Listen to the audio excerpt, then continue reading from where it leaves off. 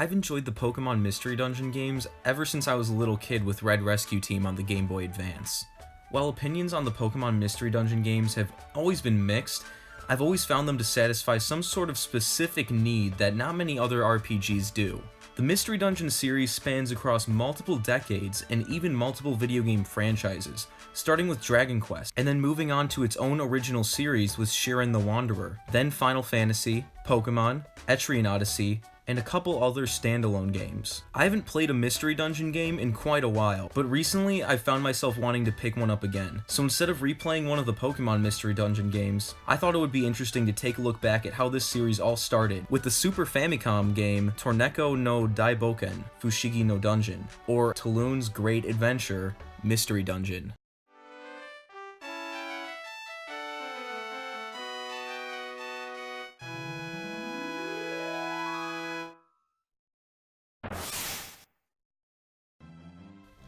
Torneko no Daibouken kicks off with a small introduction to our main character, Torneko, told in a neat 8-bit cutscene in the style of Torneko's debut game, Dragon Quest IV, which is something I've never seen done on the Super Nintendo before. Torneko is a merchant, and a family man, whose dream is to one day own his own store. Eventually, he achieves this goal, but he is still unsatisfied. One day, Torneko catches wind of a so-called mysterious dungeon full of treasure, and decides that in order to truly build his ideal store, he will venture down into the depths, bringing back as much treasure as he can in order to upgrade his shop. After some encouragement from his family to follow his dreams, Torneko sets off with his wife and child to settle in a far-off land right by the legendary mysterious dungeon.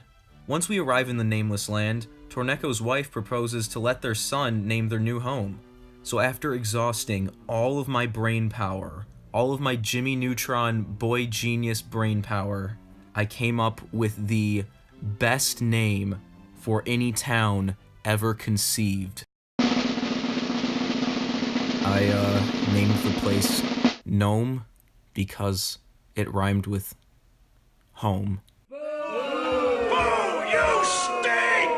After that, Torneko goes to consult with the king, who warns him that the mystery dungeon is very dangerous. So in order to get the player used to the game's mechanics, the king sends Torneko to a trial dungeon in order to retrieve the king's missing jewel, a valuable family heirloom that he lost while sipping wine 10 floors deep into the dungeon full of dangerous monsters.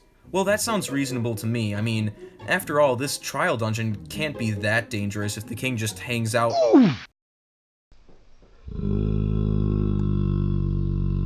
Man, this game is really difficult. So let's get into how this game works. First off, there are only 2 dungeons in the entire game. There's the trial dungeon and the mystery dungeon. Both of them work the exact same way. Each time you enter the dungeon, Torneko starts out at level 1. So let's say that you're about to complete the trial dungeon. Torneko is level 9 and an enemy kills you. Not only do you lose all of your items and equipment, but you are reduced to level 1, meaning that all of your stats are reset and you must start back at the beginning of the dungeon. It can be pretty frustrating, but since you're working towards completing only one dungeon after the trial dungeon, of course, it kind of makes sense that the difficulty is so high. Otherwise, this game could be completed in under 2 hours if you know what you're doing, or if you get really lucky. What I mean by getting lucky is that because the dungeon is randomly generated each time you enter, that in turn means that all of the items you find on each floor are also completely random.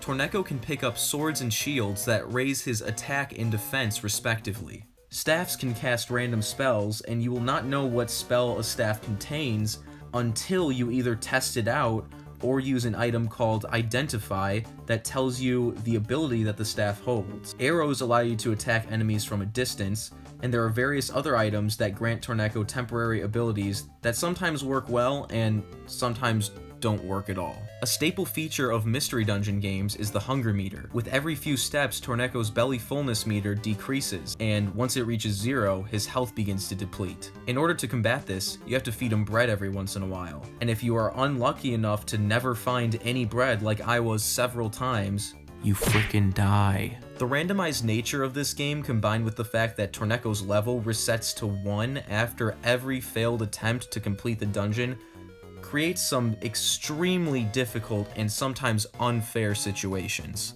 I lost count of how many attempts it took me to complete the trial dungeon, but on the run where I finally did complete the mission and return the jewel to the king, I never even found a sword. I explored the entirety of each floor in an attempt to find one, knowing from my experience how much more difficult the last few floors would be without a weapon, but a sword simply never appeared. Somehow, by strategically managing my items and relying on some fairly strong arrows I picked up, I was able to complete the trial dungeon on this run. If you are lucky enough to find a scroll labeled outside, you can warp out of the dungeon and save any gold that you've found, but this still resets Torneko to level 1. So depending on the player or how the run is going, it might not feel worth it. All items collected after a successful escape are converted to gold, which is then automatically used to increase the size of your shop. This eventually leads...